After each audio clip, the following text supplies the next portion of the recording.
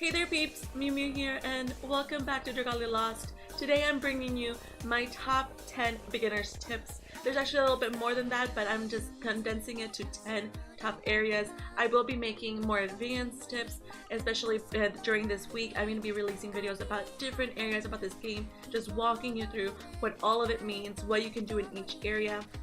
So stay tuned for that this week. They'll be coming out. They're just kind of mini guides and tips, just guiding you through different things. So let's get started. So the first thing I bring you, just for this game, getting new characters. The question, you might wonder, do I have to keep summoning for these new characters? So if you go to the summon menu, you can summon new characters. You can do a daily summon if you have diamonds. You can do a single summon, you can do 10-fold summons. Also, just FYI, if you do a 10 summon, you aren't guaranteed a 5-star, you're guaranteed a 4-star. But after 10 summons, you are guaranteed a 5-star. But if you get a 5-star in between, the odds will reset, FYI. So you can get characters from here. You can also get characters just by going through the story. You will get a character of every element just by going through the story. I think that's really good. And also get a dragon of every type. So that's very, that's very nice that you don't have to just focus on trying to get a character of a specific element just through summons. So 2 ways to get characters, and in these summons, just know that you're not only getting characters. You can get characters, you can get whimprints, which boosts up your characters, you can get dragons, and that's basically what all you can get. So definitely there's a lot of things that you can get. There's different rates for everything, so just know that adventurers have, adventurers and dragons share the same amount of rate of them showing up, whimprints being the most common. So that's that. Number 2, how do you level up your characters and get stronger? I do have a video coming for that, but the main things are, for your characters for themselves to be stronger, you have to give them weapons. So like for example, my main character, he has a sword right now. It currently is 40/40. It's a 3-star, and so that helps him out. He has a whimprint that I actually haven't really leveled up, and he has a dragon. I do recommend that you put dragons of the same type with a character. So for example, the main character's element is fire, which you can see beside his weapon type, kind of beside the level. And so if you pair the dragon to the type, the character does get a little bit bonus, and also weapons can have different skills associated with them as you level them up further. So good for that. Also, other ways to level up your characters, you can upgrade your characters. So if you go to the upgrade menu, you can upgrade different things, but for the characters are these 2 top things right now. You can level up your characters, so you can select a character and you can have these crystals, which you probably earned just through gameplay alone. You can just give them a few of them. As you can see, when they're higher level, it takes much more of them to be able to level them up. Like for example, it just took me like 4 gold crystals and 1 silver and 4 of these bronze ones to like level her up. Actually, probably didn't need those bronze and silver, but these are different things that you can use to level up your characters. You can select auto, so it just auto gives it everything, and then you can also increase your characters by going through mana circles. So these mana circles are very special in the sense that you can choose a character that you want to improve just by their mana circle. So like if you, for example, look at Karina, she's a 4-star that I summoned. She doesn't have any of her mana circles unlocked, as you can see, because it has this little green shape that is, it says 0, and her might is currently 418. So I haven't worked on her at all. So if I select her, we'll go to her mana circle, and you can actually unlock different slots, which helps you level up your character. So I can choose to unlock a new ability for her, so this will increase her stun resistance, so we'll unlock it. And if there's also character stories in some of these, and as you can see, one of the requirements to unlocking these slots is mana. So mana that you receive from either endeavors just regularly playing, you can unlock, you can use that mana to unlock these slots. But as you unbind to the next level, it does require different things, such as the orbs. And some of the orbs up here do actually require some of the elemental orbs to unlock these slots. So definitely it's good to farm some of these things and focus on what you want to unlock for your characters. I do go into that in detail in a different place, but that's something else that you can do for your characters. And lastly, for weapons, it works for like for characters as well.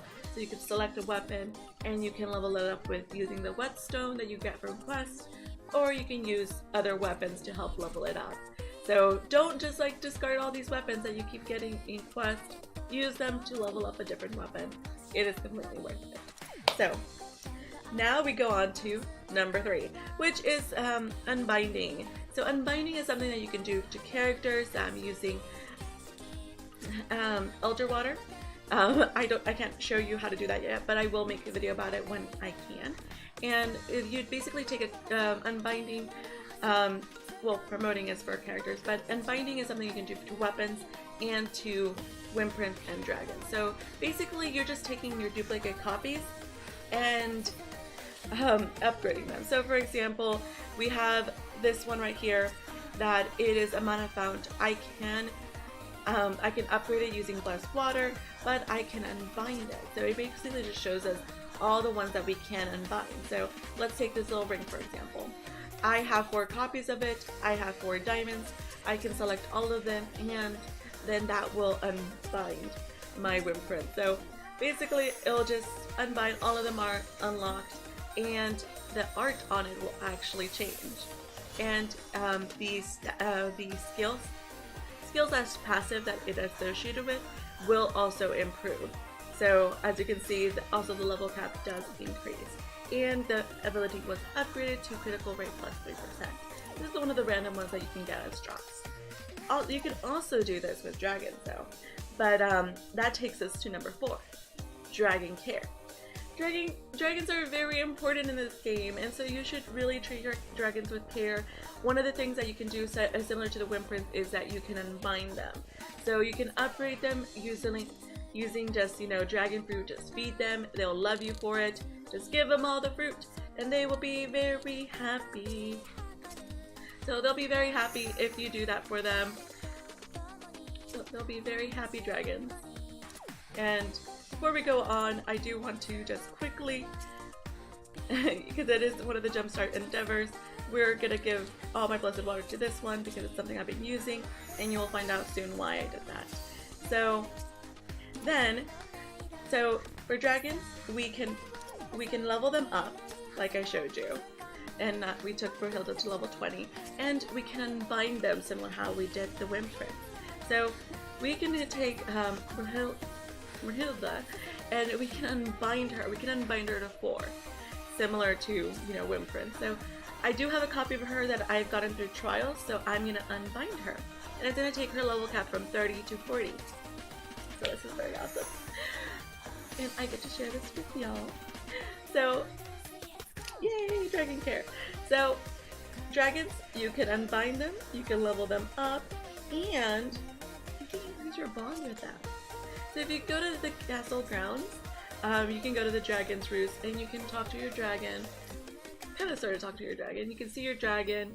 You can, you know, you can swap it so you can see a different dragon. Since we just talked with Brunhilde, we'll call her out, and you can give her gifts. You can give your dragon gifts, and this actually improves your bond with them, and they reward you for it. So like, let me give her this little bread, and basically this will improve her bond with me a little bit, and then she's happy and she'll give me something in return. And basically they give you something, you know, either dragon fruit, or they can give you things based on their elements. So if you're specifically looking for something for them, you can, you know, try to increase your bond with them. Also, on the weekends, you have a special item called the Golden Chalice. You can use this Golden Chalice to upgrade their bond, and it does cost 15,000 gold. So definitely always try to save your gold.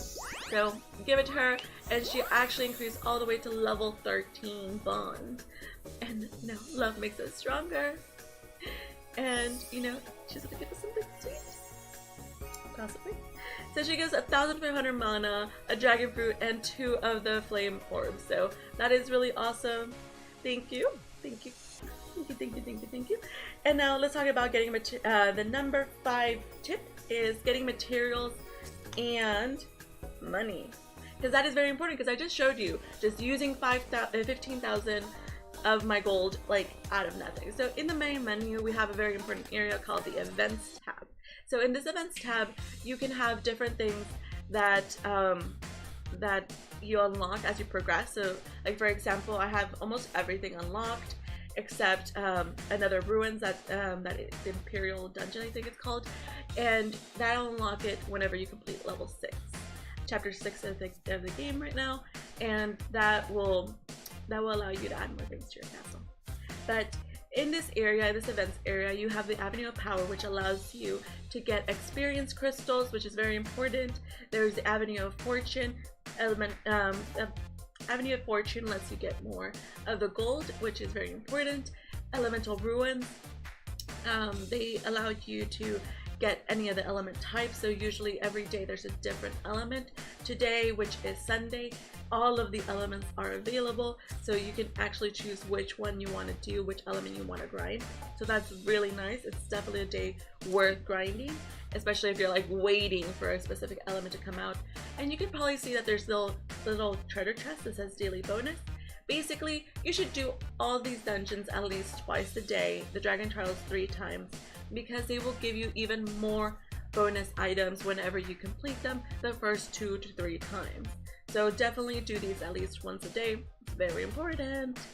And that basically covers it. The Dragon Trials are also here, which allow you to grind up for spheres to be able to get duplicates of these dragons, similar to how I got Brunhilde's. And you unlock each of these chapters as you acquire the dragon themselves. So now we go to number 6. Number 6, items. So if you come to the shop, which I do go into detail in a future video, you can get item summons. So there's several things that you need in this game, such as, you know, we talked about the dragon fruit, the crystals, and, you know, different things here that are very important to your progression. Well, you can summon for items once a day for free. So don't forget to do these daily summons. They usually cost 50 Wehrmite to be able to summon, and here we go. This is my free summon. We got 1,000 mana. That's not bad. 2 golden, 2 of the green scales. That's I really will need them eventually. And you know, so this is a pretty good thing. And so this is a free thing every single day. You can check out, you know, the appearance rates to see what you can get if you're looking for a specific something. And it does have warnings, just, you know, FYI, because apparently you can only do 6 item summons a day. The first is for free, then they'll kind of increase in price, so 50 for the first, 100, 200, 400, 800. It goes to a lot really quickly, so I suggest you just do the first for free, and everything else you'll probably get from grinding anyways. But if you want to get into summoning, just do that first one, and then that's fine. So number 7, daily quest. So you do get daily quests every single day. You get some bonus things. So if you come to this little piece of paper right here, you can see what your daily quests are. So for example, one of my dailies is to perform an item summon. We got that. I'm glad that you do this because it reminds you that you should do this. So very important. You know, you can collect rubies from a facility, you can clear, you know, different quests. So this is really cool that they do this. There's limited quests, which I want to call out as a beginner. It's very important. There's normal quests, and there's also, you know, special quests that you can unlock by purchasing specific packs in the shop, which I do talk about in a future video.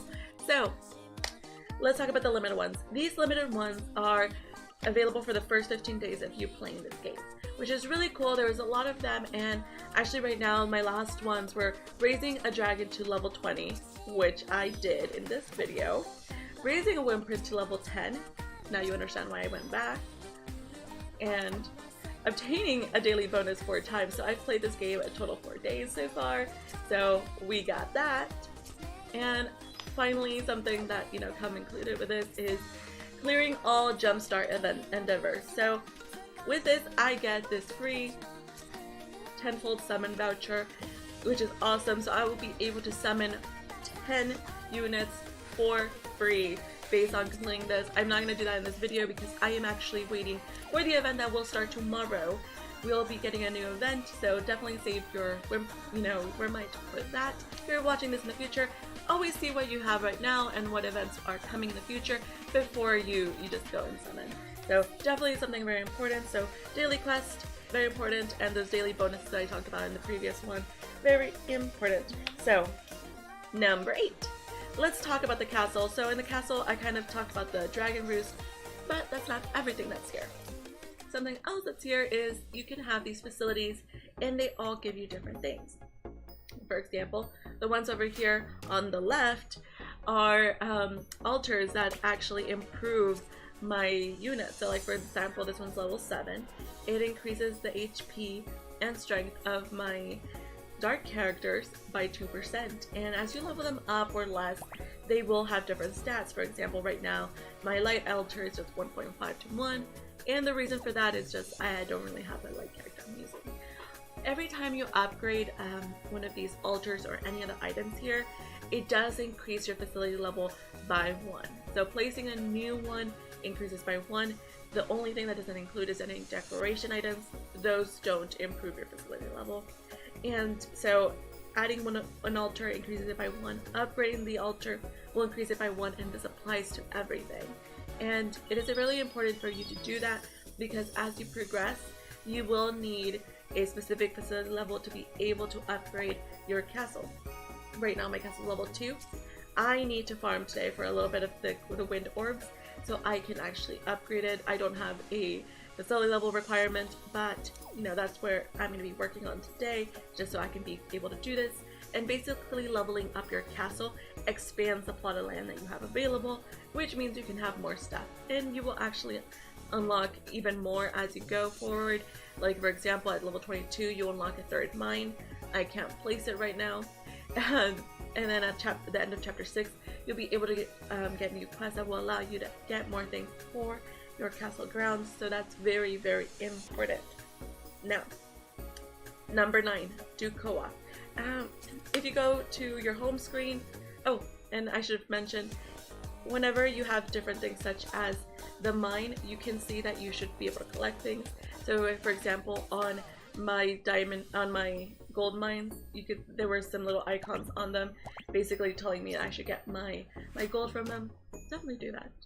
Get your money. And your dragon fruit tree is very important, so you can get more fruit for your dragons, so you can level them up. That's very important. Sometimes you can get the right one, which is very nice.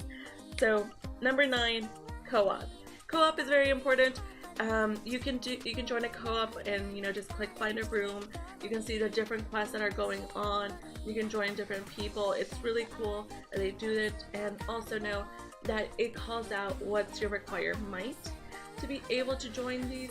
So for example, if you can't join one of these, it won't even show up for you. So like for example, the ones that are 6,000 required might, I can't see them as a co-op list because I can't join them. I can't run them myself. So definitely try to have a team available that can complete some of these higher quests, or else you won't be able to join co-op with it. Also, entering an ID, you can totally do that, and it definitely helps. And so you can also start your own. So if you go to any quest really, and let's say I wanted to do an avenue of power standard, if I do click on co-op, I can create a room, which is it's open to everyone, a private room just for a specific amount of people. Or I can choose a find a room, and as you can see, it has 2 little wings because that's what I'm gonna spend to be able to join this room. And as you can see on over there, I have 48 of the wings. It caps up at 50, and you do get more as you level up, and they actually whenever you're low, they kind of regenerate at the span of 1 per hour. So I'm actually going to try to actually spend most of mine, but we'll see because I'm more used to hosting than trying to be hosted. So if you actually come to a stream and I'm playing, I'll probably be hosting a lot of co-ops. So just that for effort. And number 10, the most important thing and that I can stress is make friends. Look at the Reddit community, look at different discords. I have, a group of people in my Discord that play this game with me, and I appreciate to them because, we help each other, we give each other tips, and we try to do co-op together. So definitely join at least one of the communities and try to be friends with thieves, because if you're trying to do a specific thing or you need help, they can help you out. You can do co-op in any of the regular story missions, so that's very helpful. So definitely reach out to them, even if you're confused about something. Either comment below, join my Discord, join the Reddit Discord, join some community, and it actually makes the experience of this game much more enjoyable. And the game is great. I've been enjoying it so much the last few days. And also just random tips from my Discord. Well, one, if you're gonna do auto mode in a quest, make sure that they don't actually pick up any of the treasure chest. So basically you complete the quest in auto and won't pick up any of the treasure chest, and it will actually just go to the boss unless it actually needs to defeat all of the enemies to complete the objective. Also, be careful with the auto because it doesn't actually trigger character skills, dragons, or anything. And even if you're not on auto, the AI doesn't heal you and call out any of the character skills unless the healer is almost dying. So for example, if you have Chloe as your healer, she's not gonna heal you as if you're not maining her. So definitely if you're going low, just at least make sure you are running the healer so you can heal your party, unless you got it and don't need heal. So that has been all my 10 tips. In a nutshell, we talked about how to get more characters, leveling up your characters, unbinding whip prints, dragging hair, getting materials and money, item summoning, daily quests, upgrading your castle, co-op, and making friends. All of them are very important. Let me know in the comments below, did this help you? This actually ran a little bit longer than I thought it did, but there's just so much in this game, and I will go into more detail about different areas as I continue learning. I'm no expert, but I give you all the information that I have to this moment. Thank you all so much for watching. I hope you've enjoyed this. Let me know in the comments below. Do you have any other tips to share with me? Or what should I cover next?